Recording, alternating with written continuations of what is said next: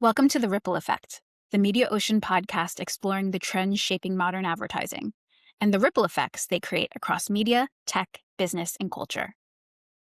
In this episode, Mediaocean CMO Goldman sits down with Optimum CMO Jinx Joglekar to talk about what great leadership looks like in the age of AI. From building trust before making changes to aligning teams around a shared vision, they explore the principles that have guided their careers and explain why some of the best leadership lessons come from legendary basketball coach Phil Jackson.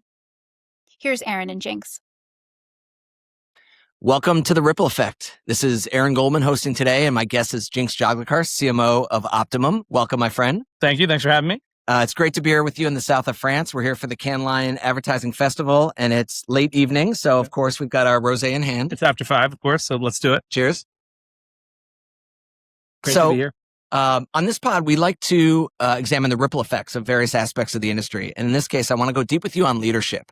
You've been a marketing maven. My word's not yours, although you might, I assume you'll take that as the compliment. I do. I prefer you to say it than me. Okay.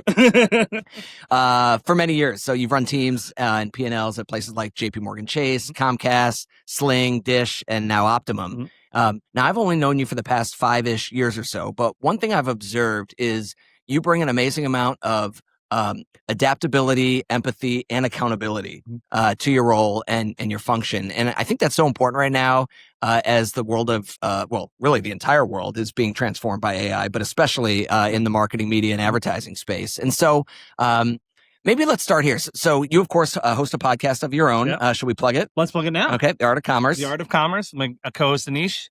It's great. Yeah. Talk about marketing, talk about technology. Talk about all the things we like to talk about. All the things. And one of the things that I recently heard you say that really stuck with me is that a new leader's first job isn't to make changes, it's to build trust. Yeah. And I think that's a really powerful statement in a business culture that often rewards action over observation. So unpack that for us. Where did that come from and how do you kind of practice that in your day-to-day? Yeah. So, it really came from really two places. One, I've had the good fortune of rising through my roles like many of us, right? And I always think back to when I was younger and I started and I had new leaders and had something to say as a junior member of the staff. And sometimes that wasn't heard. Sometimes I wasn't able to get that out. But the best experience I had and the best leaders I ever had were the ones that actually sat down, listened, tried to understand what we were trying to do and the ideas we had and help us make a reality. Yeah. So that's number one. And then number two, I have a really great mentor and he said to me, he had a very similar role years ago. And when he stepped in the role, he came in and he said, well, this is all garbage. Why are you doing what you're doing? And the team sat him down. They were like, look, man, we're not idiots, right? we know what we're doing. The reason why we do this stuff is this.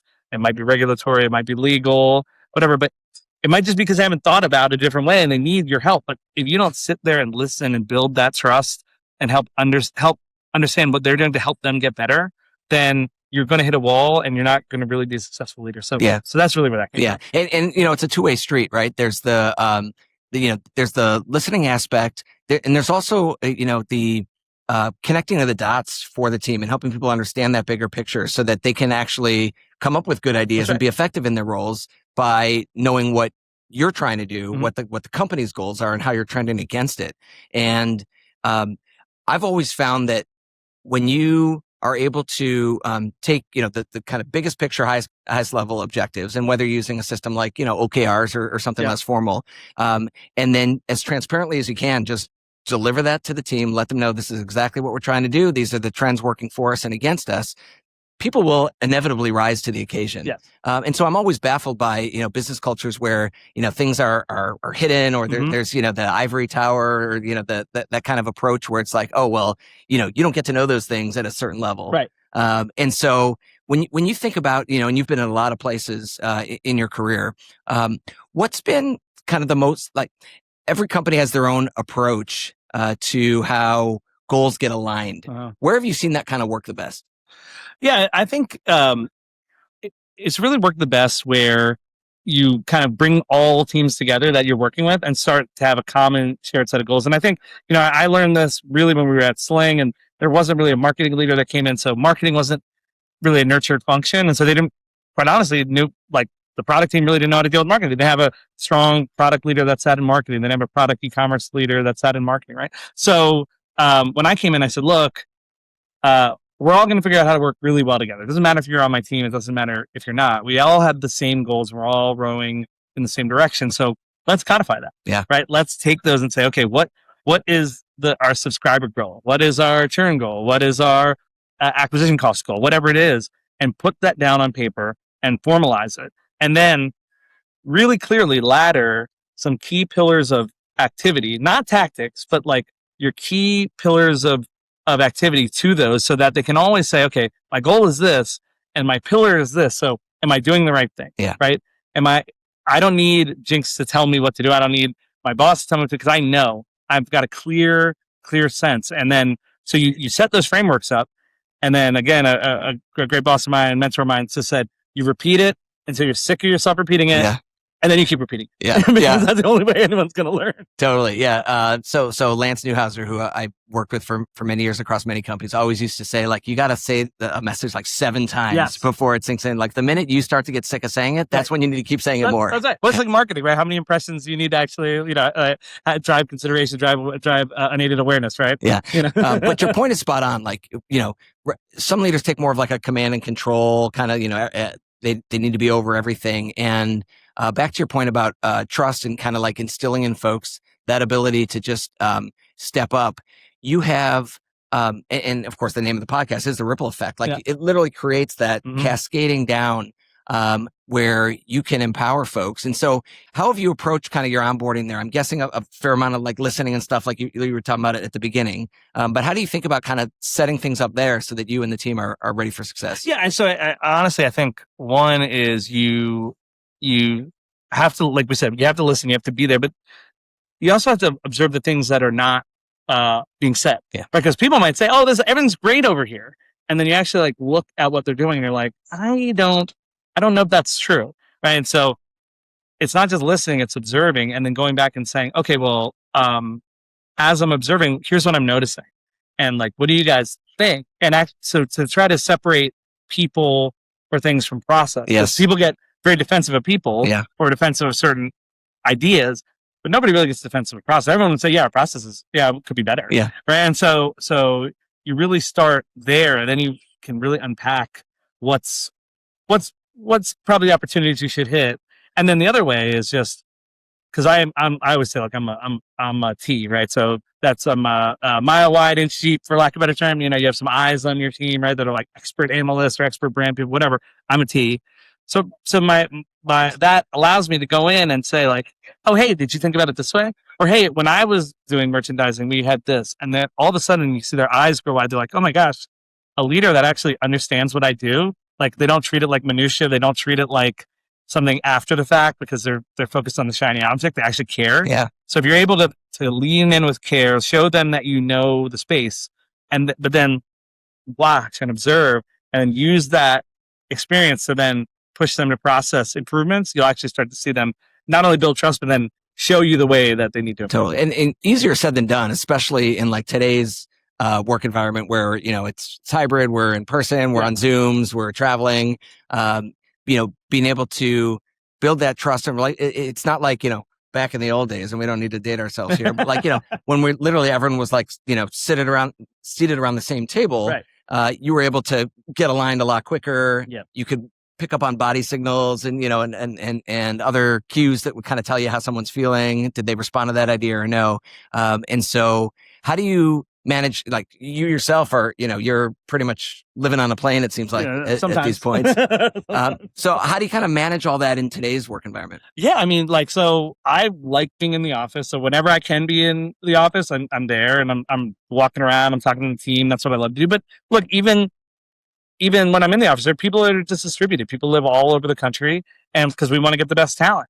And so what I try to do is a couple things. One, we want to have key touch points where we meet as a group from an all hands perspective, like where I can literally show those pillars that I talked about, show how we're doing the performance, give them an insight into what I talk about with the CEO every week, what I talk about with my boss every week.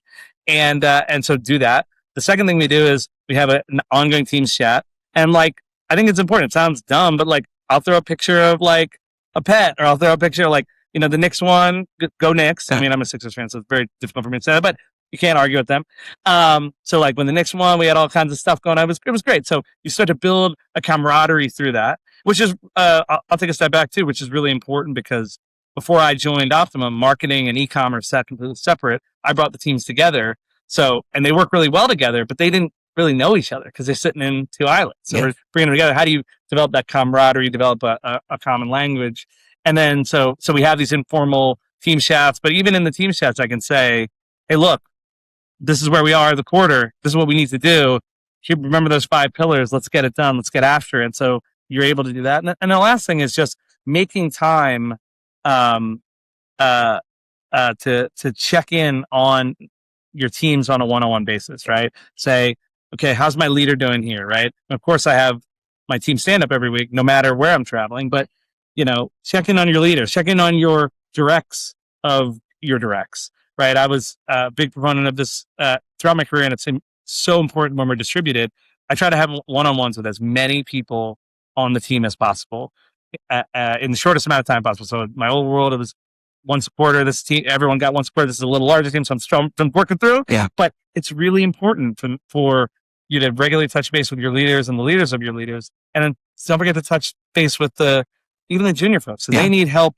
They need guidance. They want to feel a part of something bigger. Yeah. What better? I mean, we all do, right? But better thing. So if you can bring that to them, even in a distributed environment, that's how you. Yeah, totally. I'm right there with you. I make a concerted effort to do one-on-ones with all my directs, but then also skip levels so that it's probably no longer than every 6 weeks. I'm at least talking with everybody on the team. That's awesome. One-on-one. Now my team's small enough where that's actually doable, but that's so important. And same with like you're talking about the group chat is lit.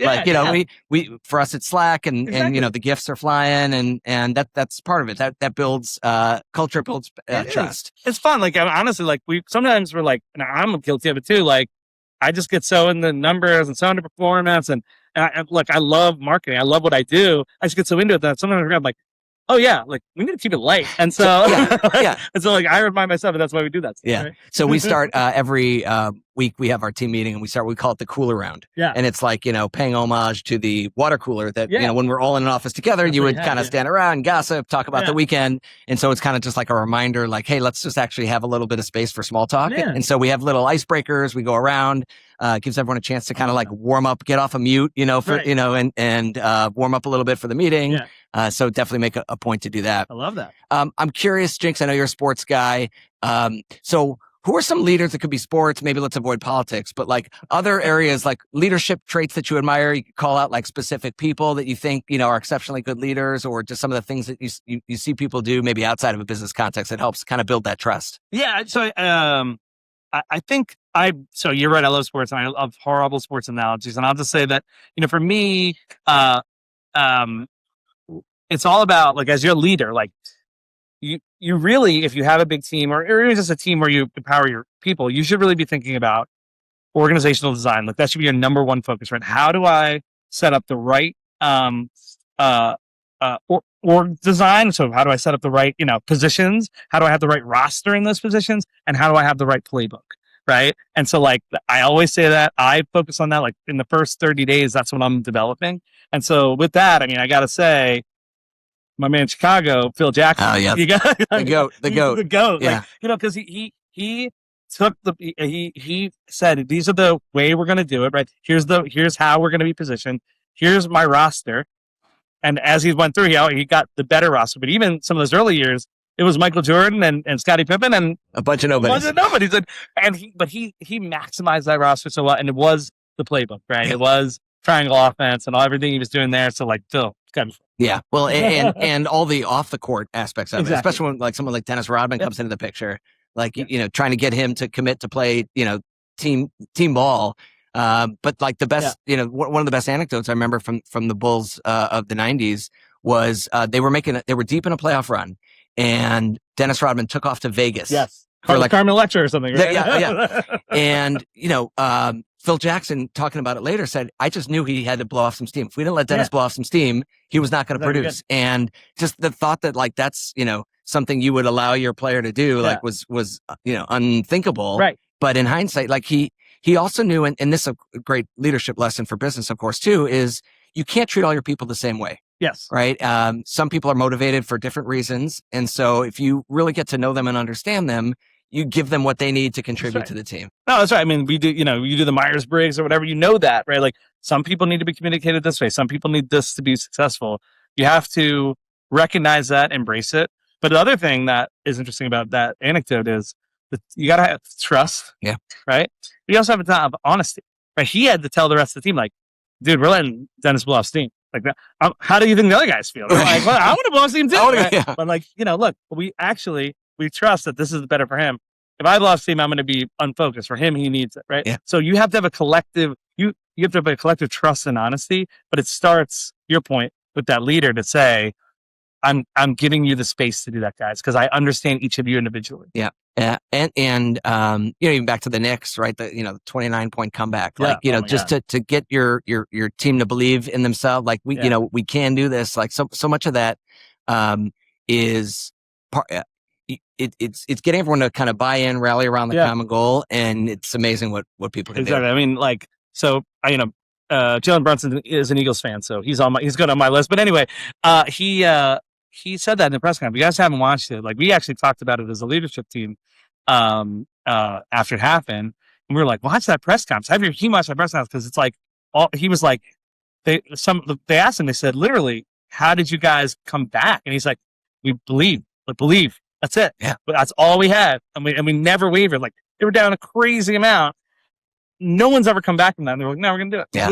It's unbelievable. That's great. But one thing I think we should touch on before we go, because we can't be at the Cannes Line or at any advertising conference for that matter and not talk about AI. So in a world of AI, where more and more processes are being fed through technology, and the role for people is changing, how do you think about leadership in a world of AI? What changes about the way you lead your team as you lean in and embrace more AI tools? Yeah, I mean, honestly, we talk about this a lot, but I think the core thing is not different, right? Are you curious? Do you think about the end to end? Do you know how to collaborate with people? Are you an effective communicator? Like, those things don't change no matter what world you're in. So like AI coming shouldn't be worrisome if you develop those skills. Now, but we have to teach our teams to adapt. Yes. To be honest, right? Like, we know skill sets will change, and that's scary. So you have to encourage your team and give them the space to learn the tools, use the tools, and then understand how the tools can actually help them get better at their job. So as I say, we say it on the Art of Commerce podcast all the time, so you can focus on the fun stuff. Yeah. The fun stuff is figuring out really awesome creative to connect with your customers. The fun stuff is figuring out great ways to engage with them. The fun stuff is acquiring a customer.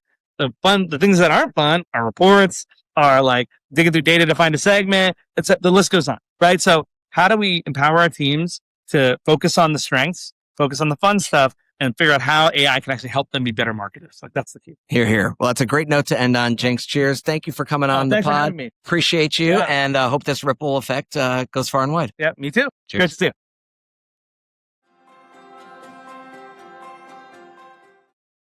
You're listening to the Mediaocean Podcast Network. For more of our shows, visit www.mediaocean.com/podcasts.